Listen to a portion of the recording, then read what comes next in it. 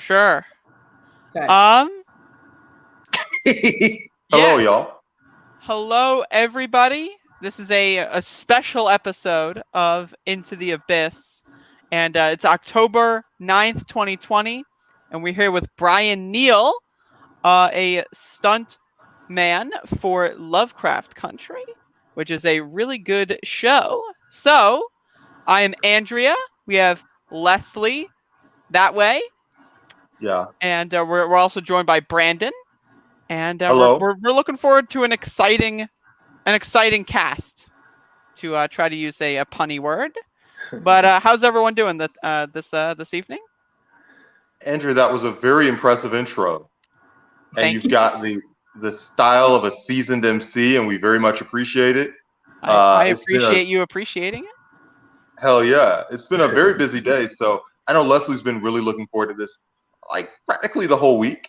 I don't want to make it sound like you weren't cool. Of course, you very coolly anticipated it. No, I was a nervous nerd. Just so you know, Brian, I've been a nervous nerd all day because I'm in love with the show. Absolutely in love. Thank you for watching. Thank you everyone for watching. So can I ask you, how did you get into stunt work? Basically, I have a background in gymnastics, cheerleading. I could go on with a list of sports, but I have a few friends that they were, stunt performers, and I just wanted to do what they were doing. So I did some research, Google, great tool, and I found a company that's in Chicago where I'm based, and I just, submitted the information they asked me to. Then waited about 6 months later, I got the call, and my first job was actually for Jonathan Majors on a movie called Captive State. Nice. Very nice. That's really cool. Like what are what are the kind of like things that you had to do? Like, did you have to pass any tests? Did you have to show any sort of skills, or what exactly is required? Yeah, so they want to see, basically what you can do. So of course, I tumble. I'm a, big avid fan of tumbling. I still tumble now. So I have a few montages of me tumbling, and it just shows, my body type, my air awareness. And I just sent in a few videos of me doing that. And for the work that I had to do for Captive State, it was just about movement. So the videos I sent in was perfect for what role I had in that movie. That's awesome. I like now, that. You and I are semi-kindred spirits, and I don't know if you looked on my Facebook page or not, but I'm from Chicago. Woo woo. Yeah, so bear down. Yesterday was good. Are you a sports fan, Brian? So I'm petty. So I play probably every sport you can think of. So I don't like watching it because I don't play it. Oh no, I can totally understand that. And then here is our other kindred spirit that I don't think anybody on the network knows about, but that's wow. me. Wow. Yeah. What's that? I see you. Person. That's me from back in the day. Leslie, what was your training like? What was your, because I imagine you're not tumbling, but I don't know. No, actually, and somebody else pulled the screen. I actually I took stunt school because I'm afraid of everything. Okay. So I did it to try to get over my fear of heights. So I did high falls. I did it to get over my fear of firearms. So I learned stunt shooting, and I used to do Wild West shows. I used to ride a motorcycle, and the next thing I was going to do was learn how to do stunts on my motorcycle, but I never got around to it. Yeah. This is a badass we're dealing with here. I had no idea. This makes me feel a little bit nervous about doing the show now. Maybe this will. Yeah, you're That's awful. I better get these screens up one time. She'll come to my house. Yeah, on a motorcycle apparently. Yeah, apparently. And Brian, I saw like on the credits, you filmed partially in Atlanta. Is that right? Yeah. So I'm from Atlanta, so that's pretty dope. It's good to we have a kind of a nice building film and TV industry, so it's always cool to have like my mom watches the show and she'll point out like, oh, I think that was in Atlanta. We always do that with just movies in general. Hey, let me ask you this: you, as someone who's worked on film/television, that is a team process, and just because you do your part in a production doesn't necessarily mean that the production is going to be a great all-around production. Correct. So how did you feel about both Captive State as a finished product and also just your role in it? Did you feel satisfied with both? So, I mean, I would say that like I like sci-fi type of movies. Like horror movies are my favorite, but I mean I delve into the sci-fi genre. But with Captive State, I mean I had no idea what it was about or no idea what was going on. So like when I filmed the parts that I had, which I was just doubling for Jonathan Majors, so it was just a lot of running, a lot of movement, a lot of like thrown by these alien creatures. And I just kind of hoped that it would be like really good. But I mean, like for my first job as a stunt performer, I literally worked maybe like a few weeks on like that big production that was here for like a few months. So I had no idea, like as far as the rest of the movie as a whole, what it was going to even be like. Like in my mind, the movie could have been trash and I would have still been excited because I got to be, and it was like the first thing that I've done as a stunt performer and got credit for it. That's very cool. I mean, I totally understand that. It doesn't matter. I get why when you're big, when you're a big star, you might want to pick and choose your roles. But when you're first starting out, it's like, whatever, right. Please, whatever, just give me a job. And speaking of which, I mean, being in Chicago's got to be a great place to be a stunt guy because of all the shows that are filmed in Chicago, The Chi that you've done, Chicago PD. What else have you done in the city? So yeah, I've been on Chicago PD. I've done The Chi, Fargo, which is out now. So I'm on episode 5 and episode 10 of Fargo that's out now. A new show that's out now too called Next. I worked on that. I'll be on 2 different episodes on that one as well. I'm like blanking like of the shows that were here. Proven Innocent, when Proven Innocent was here, I worked on Proven Innocent. But for most of the shows, I mean, I've been a double. So like I'm always, being somebody else. But for Fargo, that was the first time where I actually get to be myself, like doing the stunt. And like that's like the biggest thing. And then for Next, I got to do the same thing where I'm not doubling somebody. I just got to be myself. So I mean, working in Chicago it's kind of in the middle, I would say. It's not good, it's not bad. I mean, Empire's gone. So, I mean, I never had a chance to work on that, but like it's done now. And then, The Chi be back. So I worked on every season of The Chi, being a different character on every season of The Chi. And then with Chicago PD, Chicago Fire, Chicago Med, we have to basically, I have to hope that they cast somebody that I can double for me to work on it, if that makes sense. No, totally. And so, I was wondering with shows like The Chi and Lovecraft Country in particular, I mean, those are kind of breaking shows. So have you ever done, or have these 2 or any other shows that you've done, have any of them changed your worldview at all? Like, did you go into a role thinking one thing about the way the world works, and then at the end of production think, wow, that changed how I perceived how whatever? I would say that about every job I've had, most likely, because I mean, as a beginner, like I'm 3 years in and I'm still new. Like I'm new, very, very new. Like I wouldn't say I'm seasoned to well after like 5 or 6 years. So I mean, we're still being this new, this green in an industry like this, where, you know, we're doing things that are, you know, dangerous, some things that people won't normally do. You know, like you said earlier, you have to get over your fear of heights. You have to learn how to do weapons. Like, yeah, we have to do all of that, and we have to constantly train for it as well. So of course, it definitely like opens my mind to, you know, to see how the storyline goes. Lovecraft is the first time I've ever done an entire production. So like from the beginning to the end, like we started that back in 2018, and we finished, you know, technically early this year, but it should have been wrapped, you know, 2019 at the end of December. But like I was there from the beginning all the way to the end.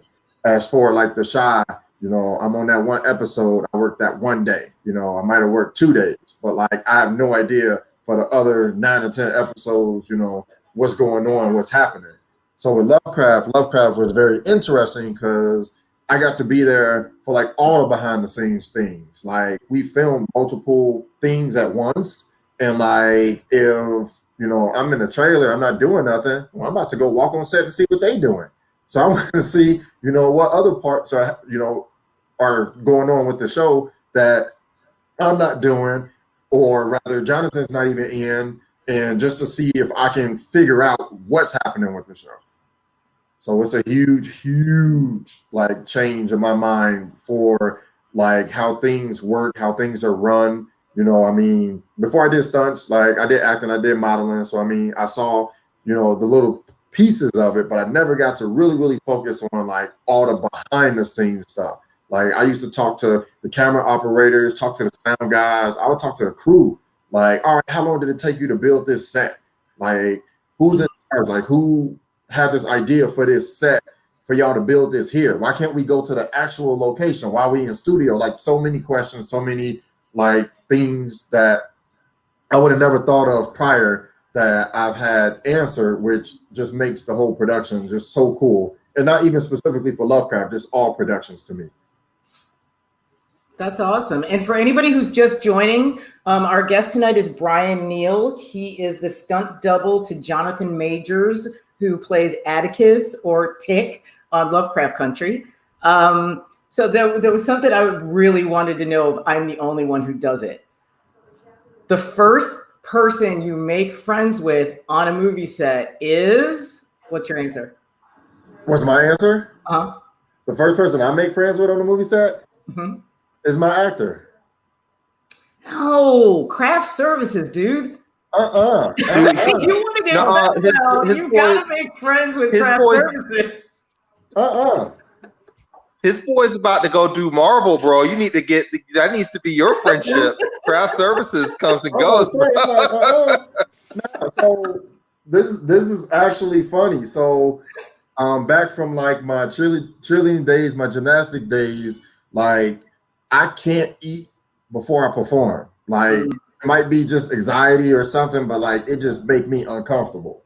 So with like craft services, you know, they're always around, but I'm like, yo, hit me when I'm done. Like leave me alone right now. I'm trying to, you know, get in my mode, trying to get, you know, focused. I don't want to have to worry about, you know, throwing up because I'm nervous or, you know, anything else. But I mean, you do got a point though with craft services because they hook you up. They do. They can hook you up if you're nice to the right craft service person. You will eat like the stars for the entire production. It's awesome. Just what kind of food are we talking about? I'm sorry, what, Andrea? Well, what kind of food are we talking about? Like, what is the depth here? I mean, it can be pretty outrageous. It can be, and what the stars get is often different than what the extras get. So that's why you make friends with craft services, because you get what the stars get too. I learned that very early on. That's true. That's a true statement. That's true. Yeah. So I gotta get into the acting game, I think. Yeah. You would eat like you would eat so good. You really will. Andrea, you're somebody that's very into your diet. So I don't know if you're doing a good job as an actress and they say, Andrea, you can have anything you want. You're the star now. With having access to that much power, just physically make you break your carefully I think what we'd regimented have diet? to do is write that into the show. Like it would have to be a part of the character I play. Otherwise, I wouldn't be able to actually go about that whole production. It would just probably cease after episode 3 or 4. You tell the director, I'm getting a little big next year, so just write it in. Exactly. Absolutely. Do you have that kind of a writer in your contracts, Brian? No. No. Well, you may want to put one in there. So I want to ask about this picture. What is that about?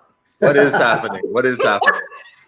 So when I first started modeling, I connected with the photographer, and like, he's unique. I'm gonna use the word unique. And when I first got started, I was doing a bunch of what would you call it? Like, it was like group shoots. Like, it would be maybe like 10 to 12 of us. We all meet at a location. 5 or 6 photographers would show up and just shoot. And like, the pictures were so like unique. Like, they weren't what I was used to. Like, they weren't catalog shoots. They weren't, advertisement shoots. And when I met that photographer, he had this circus theme that he wanted to do. So I'm like, okay, I dig the circus. Like, what you have in mind? And he was like, all right, just come to the studio and we'll just, spitball and think of some things. Well, he had the little trapeze there. And I'm like, yo, if I hung from this, would that look cool? And he was like, oh, no, let's see. And I'm like, well, I'm going to take off my shirt and let's see where it go. Mm-hmm. Well, it looks good. And okay, so for those who don't know how we met, do you mind if I explain how? Okay. So Brian is amazingly generous. He happened to show up in a Lovecraft Country group discussion on Facebook. And he started posting behind the scenes pictures. And I went, I have a podcast. Let's see if he'll do it. And so I sent him a DM and he said yes. I love that. Which I was shocked. You were incredibly generous. And I wanted you to talk to about why you're doing this, because you said specifically you had a reason why you're doing it.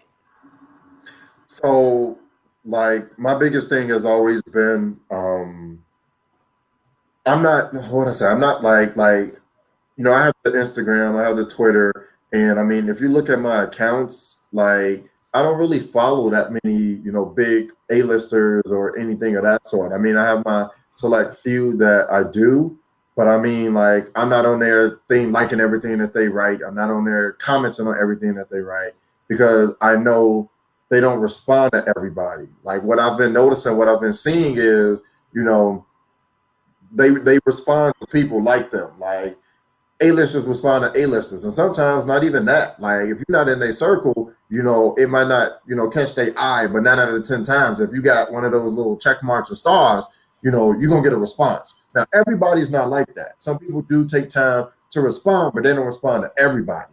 But my biggest thing has always been, well, why not? Like, what are you doing that you can't, respond to everybody, or at least a majority? Like, you have your own life. Sure, that's perfectly fine.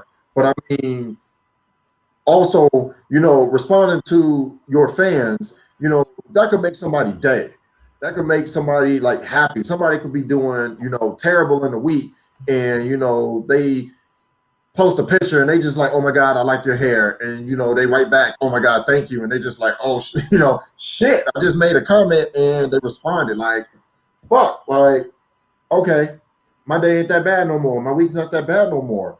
And for me, I mean, I don't think I'll ever be like to the point where I can't respond. I can't, say, hey, yeah, I'll do that. I'll make time. I can have time to, do this. And it's fun. Like, why would you not? Like, I remember even in that the Facebook group, somebody, mentioned, why do I do this? And I'm like, well, why not? Well, I mean, I got all the behind the scenes stuff. Like, I don't know if Lovecraft gonna be on DVD or not, but I mean, if it's not, well, here you go. You get to see everything that I saw while I was there. So I mean, it's not fair for me to just keep it and hold it to myself. I mean, I have a lot of different things that I do have from all of the shows, all of the movies that I've been a part, where like I have pictures, and I mean, I don't post them because I don't want like that type of gratification, if that makes sense. Like, you know, my work to be my work. So I mean, the only picture I have with Jonathan is that one that I posted in the group, and we don't have any other pictures together. But I don't need that pictures. I don't need anything else. My name's up. My name is in the credit with his name. That's all. That's good with me. Oh, that's awesome. Go ahead, Brandon. So listen, we're near the end of Lovecraft, and obviously I haven't seen the last 2 episodes because I moved, so I'm a little bit behind. The last one I saw was the Korean War episode, so no spoilers. But we don't know for sure whether there's going to be a season 2. There just hasn't been an announcement, and I don't know if we know what the structure of the writing is and anything like that. You as a performer or as an artist, do you find more fulfillment in the idea of sticking with one production for a long time? Or do you think that you'd be more interested in, like, at the end of your career looking back and saying, I did this challenge, I did this challenge, I did this challenge? Well, I worked on multiple shows while I was doing Lovecraft. So I didn't just do Lovecraft. I was working on, I worked for Tyler Perry on The Oval when I was doing Lovecraft. I came back and did The Shy when I was working on Lovecraft. And I mean, I think for me, just because of like the times and how everything is, like looking back to say like I did this show is gonna be like huge. Like I remember watching Watchmen, and I'm like, dang, I wish I could have worked on that. Like that was so impactful. That was so, you know, like great to watch. Mind you, filming Lovecraft at the same time as that was, you know, filming and airing was just like I had no idea Lovecraft was going to be like this. I had no idea Lovecraft was going to have this type of impact. I wish everything I work on well. I wish everything that I, you know, have the chance to be a part of does great, does amazing. It's not going to happen all of the time, but I mean, the well wishes, everything that I can hope for, just in my mind, should be, you know, good for me. How everybody else feel, you know, everybody don't like everything. So, you know, it might not be everybody's cup of tea. Well, okay, don't watch it, whatever. But for the people that do like it, that do watch it, you know, thank you. Like, appreciate that. Watch it more. Hopefully, you know, we can get a season 2. And I mean, as far as, you know, with how Watchmen worked, they didn't announce anything until after it was over. So I'm assuming the same thing is going to happen for Lovecraft. And it's had the same amount of viewership, the same amount of, you know, following. So I'm assuming it's going to be okay. And I will hope that we don't have any, you know, issues with, you know, people not wanting to come back and do a second season, and everything works out good, and then we could just, you know, get a second season. And hopefully it starts next year. Yeah, I know that the Watchmen team, they just said the story had been told, but I think there's so much appetite for these characters. As long as there's more story to be told and the creators want to come back and do more, I think we'll be very enthusiastic about staying with that journey. Right. So the thing with Watchmen, I think one of the writers has said that he told his story, but he's happy to pass it to someone else. So I mean, somebody else, come on, come do this so we could get a Watchmen season 2, so I can work on it. Okay, and are we getting a semi-spoiler that Lovecraft Country is a one and done, or have you heard any rumblings? It's based on a novel, so yeah. I don't know the whole details. So I started reading the book because I didn't want to spoil anything for myself. So I remember when I first got the call for Lovecraft, I bought the book the next day. I started reading it, and I'm like, oh my God, this is, you know, 100% my genre, the type of thing that I like, love. And I mean, I love horror. This is a horror show. Oh my God, I'm a part of this horror show. This is amazing. I need to start reading this book so I don't like know what's coming or expect what's coming. Like each time I worked, I had no idea what was going on, what was going to happen, and it was more exciting. do you treat like each time you go on set as like kind of like putting puzzle pieces together when it comes to like the kind of thing? Because like I'm assuming you don't do it all in one, like, you know, like this scene A, then B, then C, right? Like it's out of order in some of the ways you film it and everything, right? Oh man, Lovecraft was filmed in no order. Like we shot the pilot, so we did episode 1 in 2018 in Chicago, and then we didn't start the rest of it until when did I go down? May in 2009 in Atlanta. So from doing the pilot until doing like all the rest of it, you know, it was like, okay, we did 1. How many episodes is it going to be? I don't know. They don't know. Okay, well, let's go. First episode we started on was episode 3. And I'm like, well, wait, are we going to do 2? And they go, yeah, later. And I'm like, okay, I don't know how this is supposed to work. All right, because I haven't done a whole series. So we shot all out of order. So it was one time where we did a break. And before the break, it was, I want to say, what episode? I think it was episode 6 that Atticus wasn't like too much in. And of course, I wasn't working because he wasn't working. And when we came back, we shot episode 4, which was all the water work. And well, I had no idea. Like, why are we in water? Why is water here? What is this big tank, you know, that's sitting over here? What's happening? We were just outside on the farm, and now we in water. I don't know what's happening. So it's got to be disconcerting if it's the first time you've ever done something like that. So let me ask you, this one right here, this is in Letty's house, out in front of Letty's house, correct? Yeah. Okay, and this looks like the scene from last week's episode 8, is it? Sorry, Brandon, we did a spoiler. Yeah. That is a low-key spoiler, but it's all good. Okay. I'm not one of those people, like literally all bullshit aside. The show is so good that even if somebody spoiled it for you, you would still watch it. Oh yeah, because I mean, this don't really show you nothing. I mean, it's the picture of, you know, just setting up. Which this is from episode 8. Okay, so Brandon, close your ears for like 2 seconds because I want to say something about episode 8. So if you don't want a spoiler, I want to shag it. When it came up out of the ground and Tick basically did a How to Train Your Dragon, I screamed at my husband, I want one.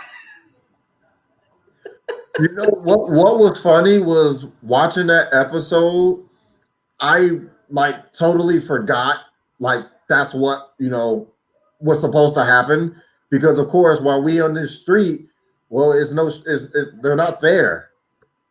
So like pretend like they're there because nothing's there. Yeah. So do you have to? Watching it, also. I'm like, wait, something's supposed to stop it, and then it pops out, and I'm like, oh, that's right. I forgot. So what is that like working against nothing in a scene as a stunt person? So I mean, that's like a lot. I would say for stunts, most of the time it's probably nothing. Like nothing's really there. Especially with a show like this with a lot of CGI with the monsters. And right. I mean, they have cardboard cutouts, which I think is fun. So I mean, you know, they have like the little cardboard that they just sit right there, and you like, okay, but this thing is supposed to be like 8 feet tall and it's supposed to have all these eyes, but you just put this little cardboard poster in front of me. But I'm supposed to look up there. Okay, well, this is where the acting comes in. That's why they say stunts is just, you know, part of acting as well, because we're actually portraying that actor portraying that character. So I'm Brian being Jonathan being Atticus. Okay. And what's this one from?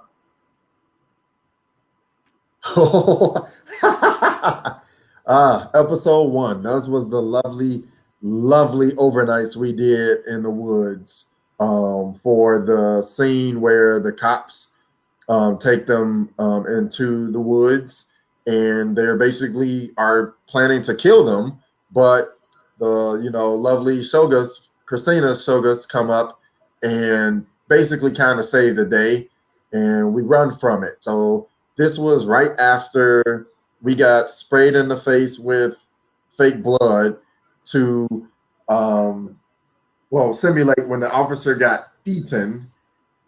They shot us in the face with fake blood. It was actually like a spray cannon, which they also did in episode 8. So that was us in that episode, and then actually Journey and Jonathan did it in episode 8. Nice. And I mean, I want to shout out, put that back up again, Andrea, please. I want to shout out to the special effects team, because the special effects team on the show, they're amazing. I used to just sit there and like kind of follow him and like walk behind him almost, because I just wanted to know, like, in his mind, what was he thinking? Like, what was he like, wanting to do? Like, he had so many ideas, so many things that, he would, run around and, yeah, this might work, that won't work. Well, let's shoot them all. And then, at the end, we'll see what really works. So, like, he just, like, I think he saw everything in his mind, as we over here not looking at nothing. He saw it all. He knew what he wanted everything to look like, how he wanted to go, and basically just said, hey, shoot it like this, we'll take care of it. Like, it was so smooth. He was so smooth with it. That's amazing. And also the makeup artists are pretty on point. And I love the fact this got a big round of applause on the Facebook group. Your regular back, and then what the makeup team does to make you look like Tick from behind. Makeup was they're so good. Sandy's the head of makeup, and she is phenomenal. She's amazing. Like, she, of course, mostly does Journey and Jonathan, and she's always there when I got airbrushed, just to make sure everything looked right. Everything, make sure. First off, it was about me. It was making sure I was comfortable. Hey, like, how does it feel? Does anything irritate? Does anything feel weird? You okay? She'll check on me like through the whole day. And I mean, I'm used to being airbrushed. I've done it when I modeled and stuff. So it was, easy for me, something that, was something I was used to coming into this. So being airbrushed was, not really a thing. And just seeing that, like, it just blew my mind. I was like, y'all cover all my tats. Like, my whole back is like full of tattoos. And gave me his birthmark. Like, dang, y'all good. It does. And I've been trying since now, even though I've known that there were stunt doubles, I've been trying to figure out when it's you and when it's Jonathan. And so far I haven't been able to do it. Good. Has there been anything that surprised you about doing Lovecraft or any other shows? Surprised me how? Like, in any way? I mean, good, bad, indifferent. Like, just the work that's required, the things that are required it's not easy. Like, I know a lot of the stuff seems like it's easy. I mean, being like honest, like Jonathan said it in one of his interviews, like, honestly, Jonathan does do most of his stunts, like, for like what you guys watch. But of course, behind the scenes, I'm doing it first. I'm making sure that, hey, this is safe. I know Jonathan's athletic. I know Jonathan can do this. Like, but I want to make sure, like, hey, when we get here, he asks me, like, hey, how do I do this? And I tell him that, he's like, all right, and he trusts me 100% with what I told him. And with some of the things, like the very first episode, like I said, this is at that time was the biggest thing I've ever done. I mean, I had the Captive State already, but like it wasn't even out yet. Like, I did the pilot for Lovecraft before Captive State came out, and like it was so much stuff to do. And the biggest scene, that was me jumping out of the way of that car coming through the cabin, that was, interesting because I tried to get Jonathan to do it, but he didn't want to do it. So, I took one for the team on that one. But I mean, like, it was just like, it was crazy. Just knowing, like, all right, this is probably going to be the biggest stunt I'm ever going to do, at this point in my life. Let's get it. I'm excited. Let's go. Like, it's so much that goes into it, so much training. Like you said, you did the training and stuff earlier, down in Texas earlier, and it's so much. You got to keep your body like agile. Like that was me rolling down the hill in the first episode too. And I mean, with something like that, you can't practice that. You just got to do it. The hill was very steep. So, I mean, once you go down it. There wasn't no stopping like, nah, let me, hang right here and roll from there. No, once you start at the top, you go to the bottom. It wasn't no in between. So it's just a lot of different things come up that I think you just gotta like trust yourself. If it's not something you feel comfortable with, speak up, say something. Like if you're not feeling it, don't do it. It's not even worth, your life. It's not worth you getting injured or any injuries, which I can also say too, knocking on wood real fast. I've never been hurt, never been injured in any stunt, and I don't plan on getting hurt or injured in any stunt. So you just got to make sure you're always safe. No, that's a really good point. And I was going to ask you, you kind of answered sort of my next question. You haven't been injured, but have you been on any sets where anybody has? Oh, yeah. For Captive State, it was my very first day. Oh, no. Man. And then we had a stuntman get hurt right before I was supposed to shoot my scene. And I'm like, are we still going to do this? Do I still... Like this he's been doing stunts for a long time and he got hurt. What we doing again? Do I gotta do it? I'm a little nervous. Okay, it's fine. I'm gonna be okay. I'm not that person. I know what I'm doing. We rehearsed this. I'm gonna do what we rehearsed. Call it a day. I seen was a couple of injuries on Lovecraft too, and I mean, saying it again, like you just gotta, know your own means. If something don't seem right, something don't feel right, say something. You have that right. You have, to protect you first. It's all about safety. And mind you, the set's very, very, very big on safety. We have a lot of safety coordinators that's there. And if, they say, hey, do you want to practice this? Fucking practice it. Don't try to, be manly or womanly and just be like, I got this. Fuck you do. Like, take that practice because you don't know what's gonna happen or how it's gonna end, and it's not gonna end well if you don't take that practice shot. Leslie, do you have any professional experience where they asked you to do something where it was either very challenging or you were like, nah, that won't be me? Only doing stand-up and not really them asking me to do something, but they tried to send me to Mississippi by myself. And I went, no, I'm a little black girl and a little white escort. I'm not driving through Mississippi or doing gigs in Mississippi by myself. So that's the only time I've ever come close to that. That's when they get you the stunt POC hat and they put it on you and they're like, listen, you got to go out there. You got to just do it. Don't say no. No, you don't. You always get to say, you always get to choose as an actor, as a performer. You can pretty much always choose if you want to do something or not. Now, granted, you can get fired, but correct me if I'm wrong, Brian. I mean, there's certain things you don't have to do anything. You can choose not to do a job. I mean, or walk away in the middle of a job if need be. Yeah.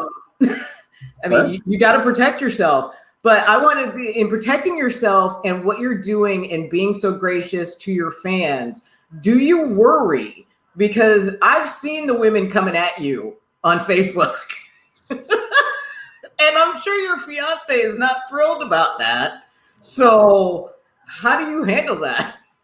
I mean, like, it's actually okay. It's not even bad. I mean, you know, like I said, I used to model, so I mean, like, I've done like so much, and I mean, I've been on, you know, billboards, magazines. I've been in like a lot of stuff, and you know, I take it as a compliment. You know, thank you. Like, it's not meaning anything more or less than as far as, you know, you appreciating the work. Like, I worked hard, like, you know, my whole life brought me to here, and it's just all humbling. Of course, I'm probably the most humble person I know. And, you know, I would never, you know, take it more than what it is. It's, you know, I'm being, you know, that person that's, you know, posting this stuff in the groups, and, you know, you can see me versus now you see Jonathan. You can put me and Jonathan side by side, and it's like, all right, you guys are two totally different persons. You're like, right, you know, I'm light skinned, you know, he's a little darker than me, but I mean, even still, but like our actions are the same, like things of, you know, topics. Like, I remember talking to him about The Last Black Man in San Francisco, and I was just like, dude, like, I love that show, or the movie rather, because that was like you. Like, that wasn't you acting, that was you. And I know that because that's me. And it's just humbling. It's just, you know, very, very, you know, thankful for it. And I mean, it's all okay. For people who don't know, can you talk about Last Black Man in San Francisco Yes, please. and what your experience was like watching it?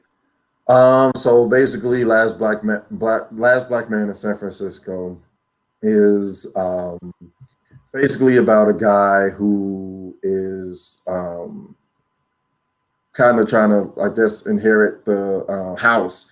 And Jonathan's role is he's like the nerdy best friend.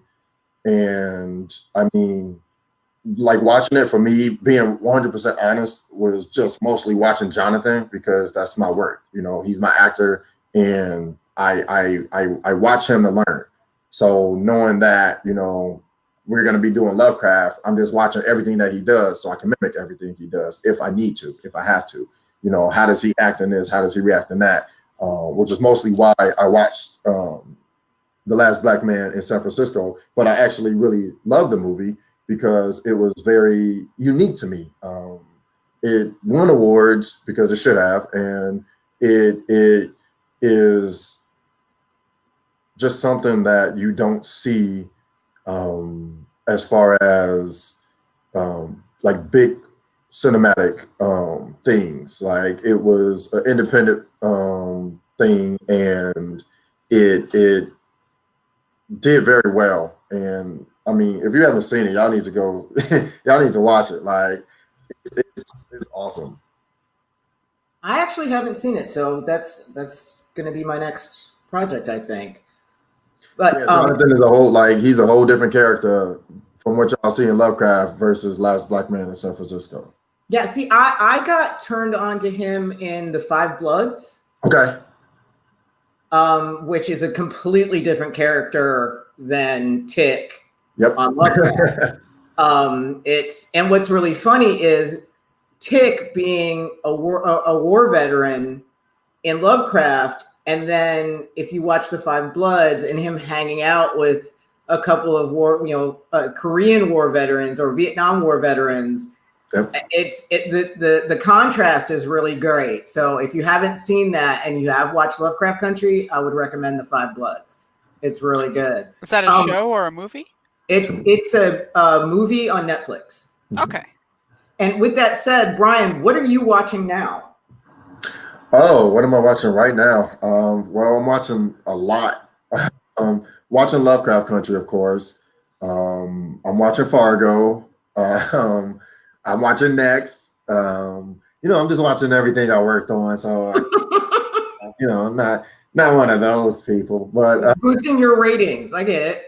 I'm excited for what is the one that I think it came out today? The Bly Manor, Hunting of Bly Manor. I think the Haunting of Bly Manor. Yes, the sequel to Haunting a Hill House. Yeah. It's Yeah. got the same cast. And they're going for like an American Horror Story, run it back kind of thing. That's interesting. Let me ask you this. Is there anything that's gotten pushed back because of COVID and the quarantine and all that situation that you really wanted to watch this year, but you're like, oh, this is going to be 2023 or whenever it comes out? Were you really looking forward to Batman or James Bond or Dune or any of these? I would say I was definitely looking forward to Dune. That trailer had me yelling, but I mean, that's okay. With the Batman, not so much. I mean, it's been so many different changes. I'm like, I'm gonna have to wait on that one. Like, I haven't even watched the trailer or anything dealing with that. I'm like, y'all take y'all time with that. Y'all might. They got him like the Crow now. He's wearing like the little emo makeup. It's like what you would expect, like a Twilight Batman to look like. But just about to say that. but it's kind of dope. It's from the Planet of the Apes dude, so he's making it work. Like I can see people being into it. A little cute Batman. That's who did Captain State. Yeah, that's good plug. Can you talk about that? Because you haven't really talked about that project. Captain State? Like, yeah, you're here, so you might as well let people know what's up. Please.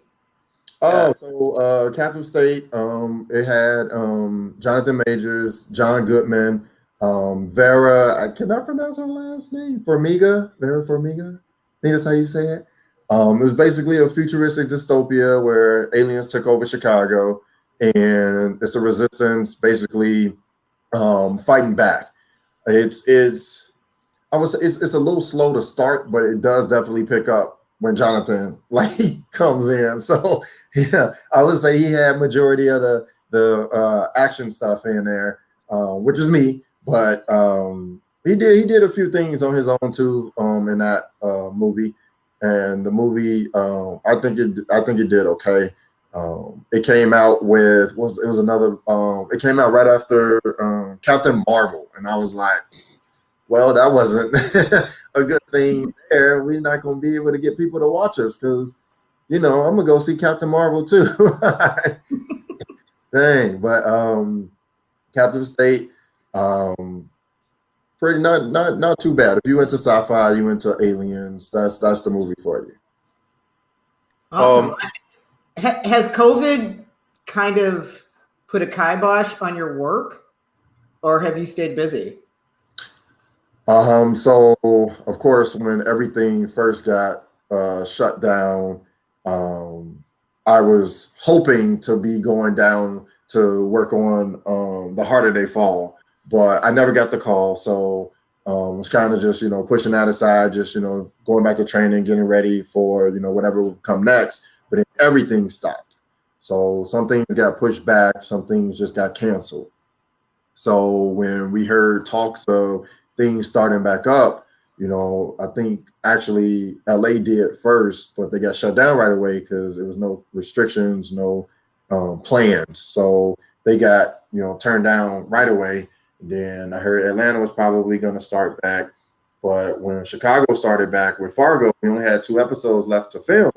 So they were like, hey, if we follow these guidelines, do these, little 2 episodes, it should be okay. And we did. We was able to finish the last 2 episodes. Literally like a month and a half ago is when we finished it. And Fargo came out 2 weeks ago, and now they have everything they need. Everything's done, so it could just play its course. And then I've worked in Atlanta since then too. They're doing a new, it's called the Go Big Show. That's kind of like not American Idol. What's the other one? America's Got Talent. With Snoop Dogg's a judge. And it's basically performers, competing to win a prize. And we got to work on a performer, which was cool, doing like some acrobatics, and it was actually pretty awesome. So I've had the chance to work 3 times since the restrictions have been a little lifted. So still a little slow. Not everything is fully back, but hopefully within the next few months, things do come back, and I can work more again, here, fly out to LA, fly out to New York, fly out to Atlanta, and just, work more.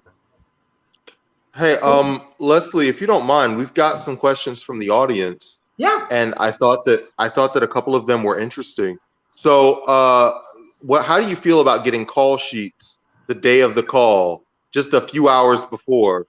Have you ever been frustrated like that? And another question is, and this can be for both of y'all. What's the tallest thing that you've had to jump off of? I'll go with the tallest thing I've jumped off of was 32 feet. And I was to an airbag. What was it for? I was training. It was training. Oh, okay. Do it for anything. It was just part of training. Just, I want to go as high as you can let me go. Like, I was literally on top of a building and jumped off a building into an airbag. So that's scary. 32 feet and below I could do. Yeah, I don't know the height that I've done, but I've jumped off the top of a building as well. And it's terrifying. It's terrifying. I was a little nervous, but then it was fun when I was falling. No, it was fun once I hit the airbag. That's fair. I did it 3 times, so I was excited. Oh, we had to do it once a week in our training. Yeah. Yeah, we had to do high falls once a week, because it was my training was 5 days a week for a couple of months. Okay. And once a week we did high falls. So wow. I want to do that. Yeah, I didn't. Y'all can do it together, man. Y'all can do it together. Will you hold my hand, Brian? I'll hold your hand. We'll fall together. Or we could do a header. Would you do a header?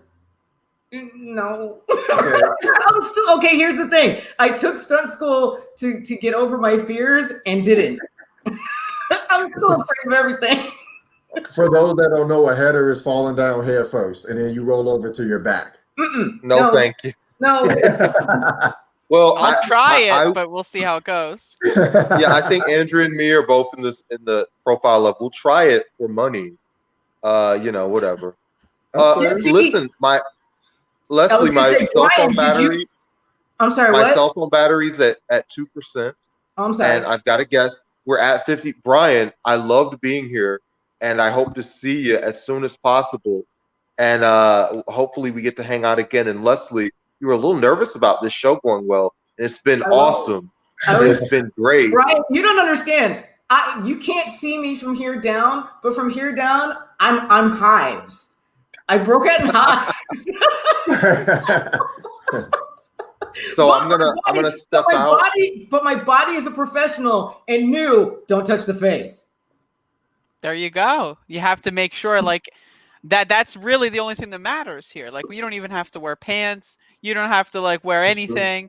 All you have to do is make sure it looks like you might have a shirt on, but even then, depending on your camera angle, maybe you can get away with it. That's really all that matters. That's true. So, hey, Brian, we're getting ready to go into the post show. Can you hang out for another 15 minutes or so? Yeah. Okay, cool. That's in the awesome. Meantime, Andrea, do you want to tell the folks what we got going into the post show, how we get into the post show, and what we got going next week? I would like to do that. I would actually do that. In fact, I'm going to do that right now. So, the Patreon, which you can patronize yourself, is patreon.com/notsafe.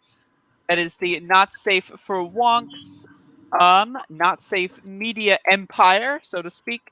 I will post that in the comments section. And I believe now it is $5 if you want to get in at the lowest tier in order to access the post-game show. And that'll be available live as we do it. And it will also be there for you to access at any point. So if you want to go do something else now and then go watch the post show tomorrow morning, that's an option. That's always something you can consider doing. So there you go. And please, next week, we have another guest. We have Keela Rose Calloway, and it's going to be at a special time at 10:30 Eastern time, because we're going to be doing it live from her home in Vietnam. Ooh. So she is an expat, a comedian who's traveled the world, and she is currently based in Vietnam doing stand-up comedy as we speak. So anything you want to plug, Andrea? I could sit here all day and plug many things. Go watch my show. I've been doing Above It All every single day, 7 days a week, because I have no life. So definitely go watch that. And if you don't want to watch that, then that's fine too. Oh, and we forgot to do it again. So we've got my book, Forgotten Tomorrows, Crazy Todays, which is available on Amazon. If you have Amazon Unlimited, you can get the Kindle version for free. And I'm giving all proceeds to charity. That's awesome. It is the 5-year story of, while I was a stand-up comic, a wife and a mother becoming caregiver to my dad in my house, his mother long distance, both with dementia. And in the midst of the 5-year story, my mom's dad got diagnosed with dementia and wanted to come live with me as well. And it's all of that with my twisted sense of humor. I look forward to reading it at some point. I think you said you were going to send me one. Yes, and I haven't done that. What charities, Jason? I've been sending money to veterans charities because my father was a veteran, to Parkinson's charities because my father did get Parkinson's with his dementia, and to dementia and Alzheimer's charities. Just so you know. Awesome. So are we ready to get out of here? Yeah. So again, we'll check y'all in a little bit in the post show. Thank you for watching. Brian, do you have anything else you want to say? No, but I want to really answer Jason's question real fast about the getting a call sheet 5 hours like before. Right. It does suck. So having a bunch of time is not fun. So that answer. There you go. And we'll see you again shortly. Thank you for watching, everybody. Bye bye. We'll get Brian to do some spoilers in the post show. Oh, we will spoil the heck